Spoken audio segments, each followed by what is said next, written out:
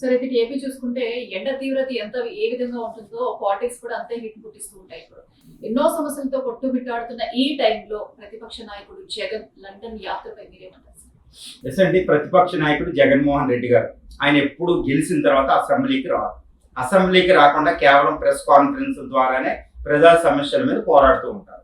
ఇదంతా ఒక ఎత్తు అయితే ఇప్పుడు ఆయన సుమారు ఆల్మోస్ట్ 2 వారాల పాటు లండన్ టూర్కి వెళ్ళడం, లండన్ నుంచి ఇంకా యూరోపియన్ కంట్రీస్ కూడా విహారయాత్రలకు వెళ్ళడం, చక్కగా జీన్ వేసుకుని చక్కగా ఆయన వెళ్తున్నారు. బెంగళూరు ఎయిర్పోర్ట్ నుంచి ఆయన వెళ్ళడం జరిగింది. ఇప్పుడు విపత్కర పరిస్థితి ఏంటంటే ఆంధ్రప్రదేశ్ అనేది చాలా చాలా విపత్కర పరిస్థితిలో ఉంది. ప్రభుత్వానికి ఎంతైతే బాధ్యత ఉంటుందో ప్రజా సమస్యలు పరిష్కరించడానికి ఇమీడియట్ గా ప్రతిపక్ష నాయకుడికి కూడా అదే సమస్యల్ని ప్రభుత్వం దృష్టికి తీసుకెళ్ళాలి. ప్రజలకి చక్కగా మీ సమస్యలను ప్రభుత్వం దృష్టికి తీసుకెళ్ళడానికి నేనున్నా. అకార్డింగ్ టు ద కాన్స్టిట్యూషన్ ఏంటి, ప్రతిపక్ష నాయకుడు అంటే ప్రభుత్వానికి ప్రజలకు మధ్య వారధిగా పనిచేయాలి. కానీ ఇప్పుడు ఈయన విపత్కర పరిస్థితుల్లో ఆంధ్రప్రదేశ్ ఉంది. అక్కడ శాలరీలు లేవు, కొంచెం ఆర్థిక సంక్షోభం ఉంది. ఇది హిమాచల్ ప్రదేశ్ అయిపోతుందా?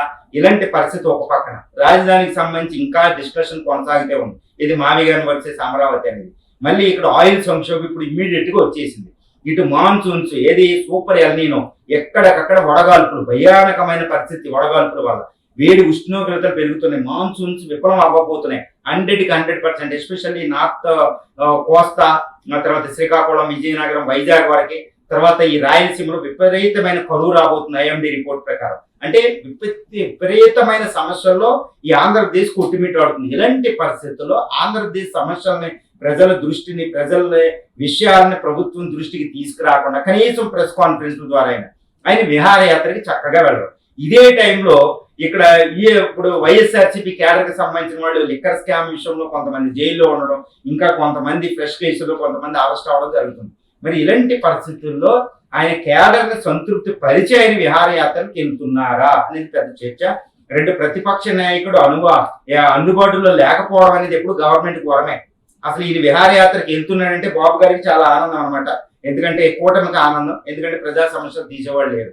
కాబట్టి ఈయన ఏంటంటే ప్రతిపక్ష నాయకుడు జగన్మోహన్ రెడ్డి గారు ఇక్కడ నుంచి అసెంబ్లీకి వెళ్ళాలి.